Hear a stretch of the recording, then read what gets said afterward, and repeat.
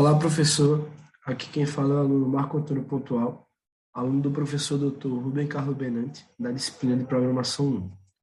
Hoje vamos fazer uma breve apresentação sobre o projeto do nosso grupo, o Grupo Cebolinha, que é o Pac-Man. O grupo é composto por 6 integrantes, que é Arthur, Carlos Felipe, José Ricardo, Lucas Felipe, eu, Marco Antônio, né? E Ricardo Giuseppe.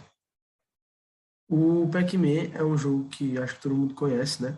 Consiste basicamente em um personagem amarelo e com o objetivo comer todas as bolinhas do mapa enquanto foge dos 4 fantasmas: o Clyde, o Ink, o Blink e o Pink. Para ser possível o desenvolvimento desse projeto, foi necessário o uso de uma biblioteca específica que é contida na linguagem C, assim como em outras linguagens, a N-Cursors. Com ela, é possível a criação de janelas, é possível mover o cursor, utilizar o mouse, colorir a tela, dentre outras funções. As funções que mais utilizamos no nosso projeto foram as funções de keypad, para você utilizar as teclas do teclado, né?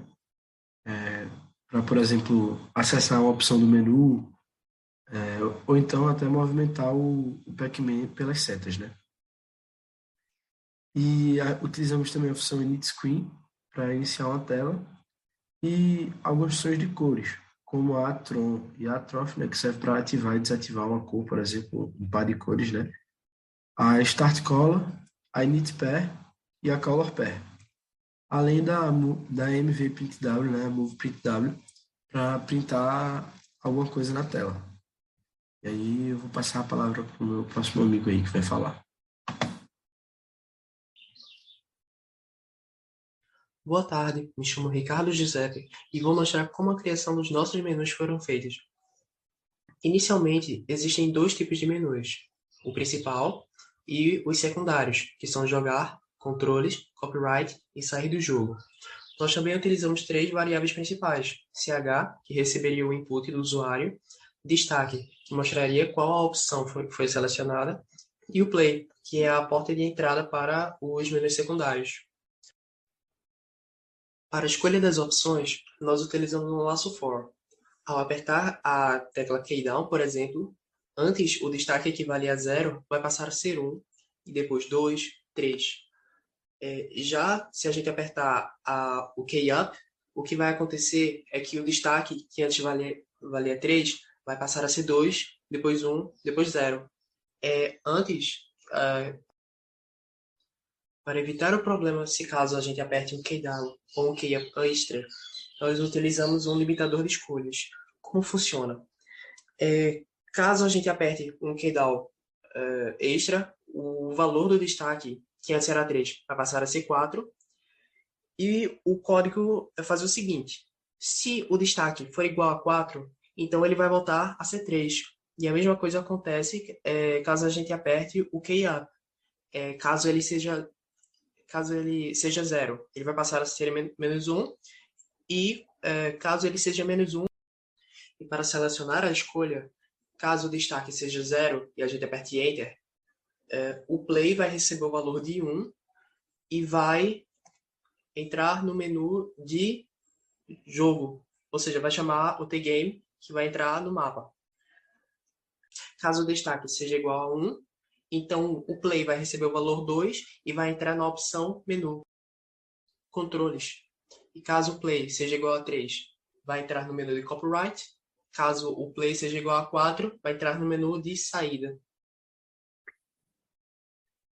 Olá, meu nome é Arthur Bezerra Oliveira, eu sou um aluno de programação 1 da UPE e aqui eu vou falar um pouco sobre a movimentação do nosso Pac-Man. A gente usou algumas funções para poder fazer o input do usuário, como o keypad, que permite que a gente use as setas, e o get para receber o input e a gente conseguir atribuir a uma variável.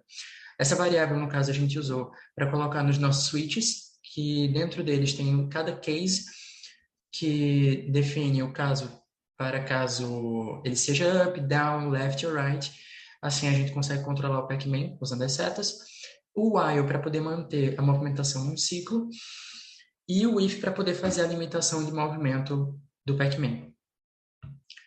Aqui, por exemplo, a gente tem um dos nossos cases, que é um case down. No caso, a gente usou dois switches, um para definir se era down, left, up ou down, e, aliás, right, e então outro switch para definir o que cada case faria, o que cada seta faria.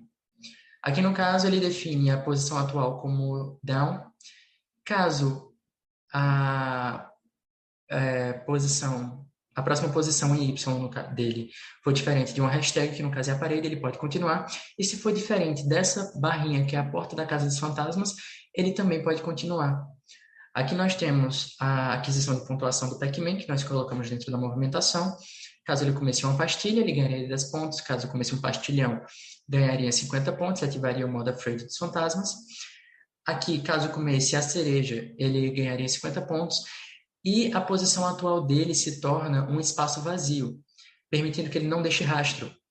E a posição dele, no caso aqui do eixo Y, ela é atualizada, acrescentando 1. Ou seja, o próximo print dele vai ser na posição correta. Assim, dando break para encerrar o case. E assim o nosso exemplo de movimentação. Muito obrigado.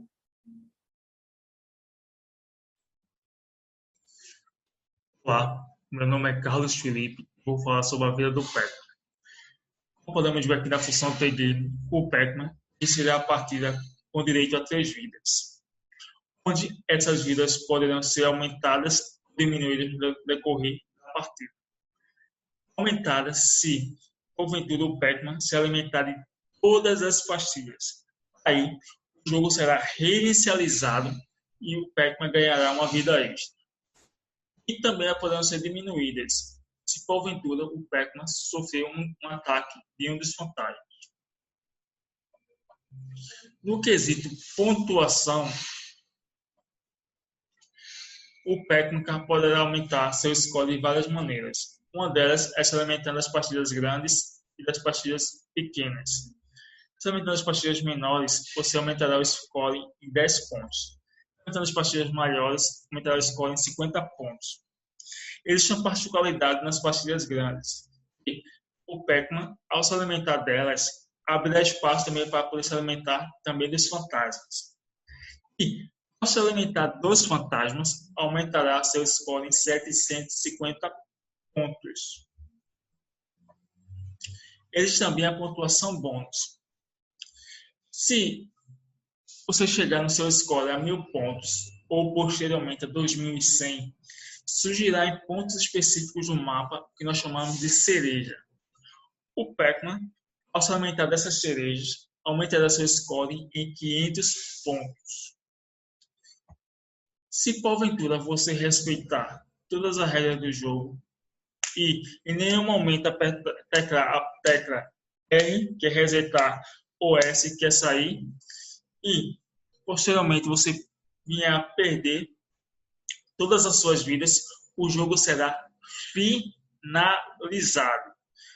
E sendo assim, fechará a tela e abrirá uma mensagem de fim de jogo para você. Olá, meu nome é José Ricardo e eu sou aluno de Engenharia de Controle e Automação da Poli e eu vou falar sobre a movimentação dos fantasmas. Como a gente sabe, cada fantasma tem uma personalidade diferente e assim um modo de perseguir o Pac-Man diferente.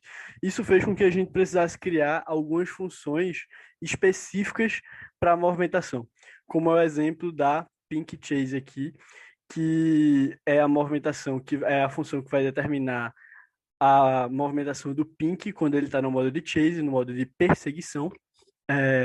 A gente optou por usar um switch aqui que vai puxar a variável g.pacman.d, que é a variável de input do usuário, e aí, a depender disso, ela vai somar, vai subtrair 4 linhas ou colunas aqui, a depender do case em que ela for adequada. Algumas coisas que são importantes da gente comentar é que a movimentação do fantasma ela vai variar de acordo com o modo em que ele se encontra. Se for no chase, vai ser de uma forma, se for no scatter, vai ser de outra forma. A gente vai comentar um pouco mais sobre isso depois. E que a movimentação do Pac-Man, do fantasma, também depende, no geral, da movimentação do Pac-Man, com exceção do Clyde quando ele tiver quando ele não tiver perto o suficiente do Pac-Man para entrar no modo chase.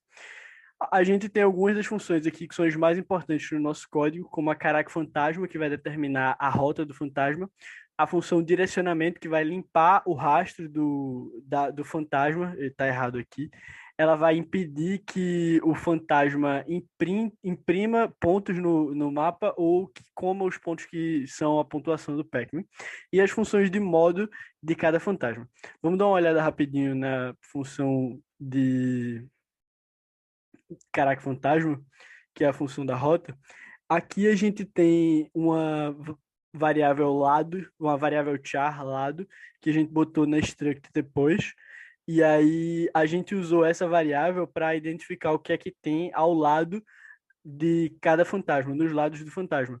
Aí a gente colocou umas condicionais aqui. Essa aqui, por exemplo, verifica se ao lado tem uma cerca ou se é a posição anterior dele. Essa aqui verifica se o fantasma está dentro da caixa inicial.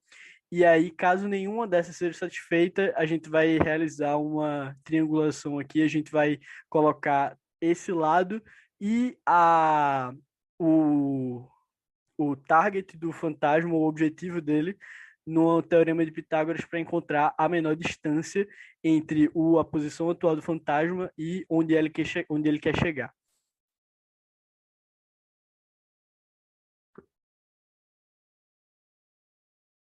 Olá, professor. Me chamo Lucas Felipe e eu irei ficar com essa parte do código. Então, aqui nós escrevemos os modos do jogo e nós testamos algumas condições. A primeira delas é que caso os fantasmas estejam dentro da caixa, eles irão para fora dela, para posições específicas do mapa. Logo após, eles entram no modo, eles entram no modo Scatter. E o que esse modo faz? Faz com que os fantasmas eles se espalhem pelo mapa, basicamente isso. Para que assim a gente possa cair no próximo modo, que é o modo Chase. Então, que basicamente ele tem como objetivo fazer com que os fantasmas caçem o Pac-Man para tirar-lhe as vidas até que dê game over. Só que, contudo, no mapa nós temos algumas pastilhas. E essas pastilhas, quando o Pac-Man as come, ele não só fica imune ao ataque dos fantasmas, mas ele também pode comer os fantasmas. Isso durante 7 segundos. E os fantasmas, eles ficam literalmente com medo do Pac-Man e tentam fugir dele. Só que, caso o Pac-Man os coma, eles morrem. Se o Pac-Man não comer os fantasmas, eles continuam no modo Afraid até que os 7 segundos se encerrem. E depois que os 7 segundos se encerrar, eles voltam a caçar o Pac-Man.